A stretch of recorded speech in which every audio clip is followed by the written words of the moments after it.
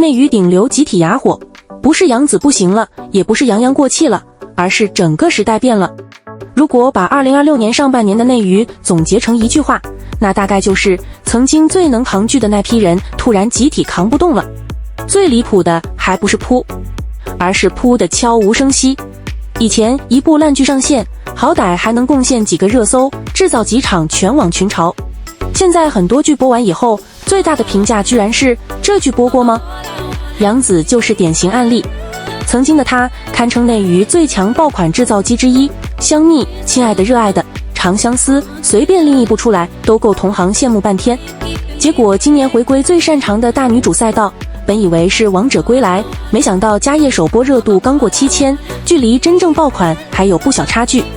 更尴尬的是，观众发现剧情还是熟悉的配方，还是熟悉的大女主成长路线，甚至连很多台词都让人有种似曾相识的感觉。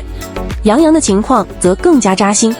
去年《凡人修仙传》好不容易帮他完成去油计划，眼看口碑刚有起色，结果新武侠剧上线后热度迅速滑落。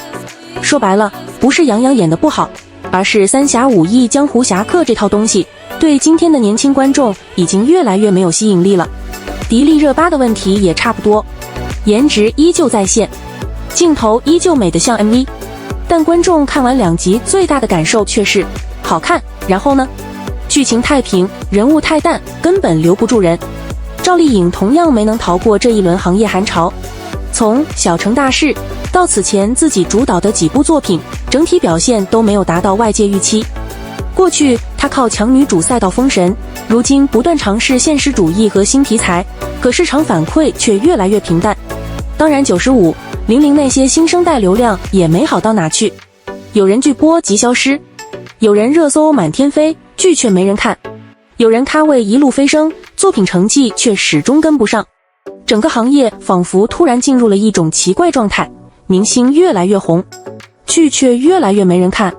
当然也不是所有人都翻车，肖战凭借《藏海传》成为去年最大的赢家，赵露思靠《许我耀眼》重新杀回主战场，杨幂经历连续失利后也终于靠《生万物》稳住局面。还有张凌赫，竹玉虽然争议不断，但却让他爆红海内外也是不争的事实。但即便如此，也改变不了一个现状，属于流量单扛一部剧的时代已经结束了。以前大家总说只要顶流进组，项目就成功了一半，现在看来顶流进组可能只是拿到了入场券，导演不行扑，编剧不行扑，节奏不行扑，题材老套照样扑。流量依然重要，但已经不再是万能钥匙。而从整个市场来看，情况甚至比大家想象的更严重。数据显示，2026年第一季度国产新剧上线63部，同比继续下降。全网 Top 20长剧有效播放量约137亿，同比下滑超过 15%。去年同期 Top 20剧集几乎全部突破4亿播放量，而今年上半年 Top 20里竟然有7部连这个门槛都没达到。更重要的是，这还是经过美化后的统计数字。如果把行业众所周知的数据水分再挤一挤，真实情况只会更加惨淡。所以今天内娱最值得讨论的已经不是杨紫为什么扑了，杨洋为什么扑了，或者赵丽颖为什么扑了，因为他们只是症状，真正生病的是整个流量时代。2026年的内娱正在举行一场盛大的告别仪式，埋葬的不是某个明星，而是持续了10几年的流量神话。过去很长一段时间里，内娱有一条几乎放之四海而皆准的公式：顶流演员加热门 IP 加高投入制作约等于爆款预定。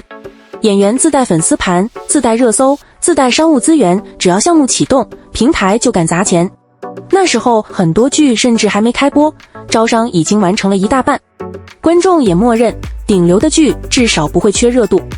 然而这套逻辑到了2026年突然失灵了，是这些演员突然不会演戏了吗？显然不是，真正发生变化的其实是观众。过去10年，中国观众最大的娱乐方式之一就是追剧。晚上8点打开电视或者打开视频网站，一口气追2集、3集是再正常不过的事情。但今天，观众的时间正在被前所未有的切碎。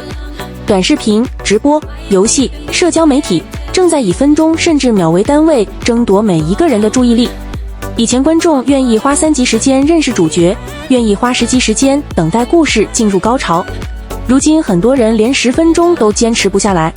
第1集没有冲突，划走；前3分钟没有爆点，划走；剧情铺垫太长，划走。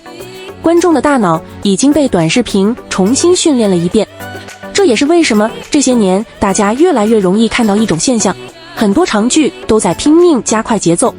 以前一部古偶可能20集才开始正式进入主线，如今很多剧第1集就恨不得灭门、重生、复仇、恋爱全部安排上，因为所有人都知道，现在的观众已经没有耐心了。然而问题在于，长剧学会了短视频的节奏，却没有学会短视频的效率。很多剧看似节奏飞快，实际上仍然在重复过去的套路。古偶还是重生复仇、灭门之仇、天下苍生和3界大战，现偶还是霸总、医生、律师、电竞和契约恋爱，大女主依然换个朝代、换个职业，再重复一遍成长逆袭的故事。观众为什么不买账？因为他们已经看过太多次了。曾经这些设定是创新，所以能爆。如今这些设定已经变成流水线产品，换个演员，换套服装，本质上讲的还是同一个故事。更关键的是，内娱如今还面临着另一个前所未有的对手 AI。 很多人现在提到 AI 短剧，第一反应还是做得太假，特效太差，人物像蜡像。但问题在于 AI 成长的速度远远超过所有人的预期。过去拍一部剧需要编剧、导演、演员、摄影、美术、后期等庞大团队协作，如今 AI 已经可以完成剧本生成、分镜设计、人物建模、配音和剪辑等大量工作。虽然距离真正替代真人演员还很遥远，但它已经开始蚕食大量低端内容市场。对于观众来说，他们未必在乎演员是谁，他们更在乎的是能不能在10秒钟内获得情绪价值。霸总爱我、逆袭打脸、重生复仇、豪门争产，这些内容放在长剧里需要40集才能讲完，而 AI 短剧可能3分钟就能完成一轮高潮。这对传统长剧来说是一种降维打击。当然，把所有责任都推给 AI 也不公平，因为长剧今天最大的危机其实还是内容本身的创新能力不足。这些年很多观众都有一种共同感受，国产剧越来越精致了，服化道越来越贵了，镜头越来越漂亮了，但故事却越来越难让人记住了。为什么会这样？因为现在很多剧追求的是安全，题材限制越来越多，风险越来越高，最终导致大量作品都选择最安全的创作路径。于是观众看到的是越来越精致的画面，却是越来越熟悉的故事。最可怕的从来不是烂剧，而是平庸。因为烂剧至少还能被骂上热搜，而平庸只会让观众默默划走。所以今天的内娱其实进入了一个很有意思的阶段，一边是流量明星发现仅靠粉丝已经很难撑起一部剧，另一边是平台发现仅靠大 IP 和大制作也不再保险，而观众则越来越挑剔，他们愿意为真正优秀的内容买单，却不愿再为明星光环支付额外溢价。说到底，今天的观众不是不追剧了，而是不愿意浪费时间追无聊的剧了。2026年上半年，这场轰轰烈烈的顶流集体哑火，表面上看是一群明星的失利，实际上却是整个行业的一次集体考试。过去那套找顶流、买热搜、做营销的公式正在失效，新的规则还没有完全建立。AI、短视频、微短剧和新媒体内容正在重塑观众习惯，而传统长剧则被迫站在十字路口，重新思考自己的价值。这或许是近年来内娱最困难的时期，却也可能是最重要的转折点。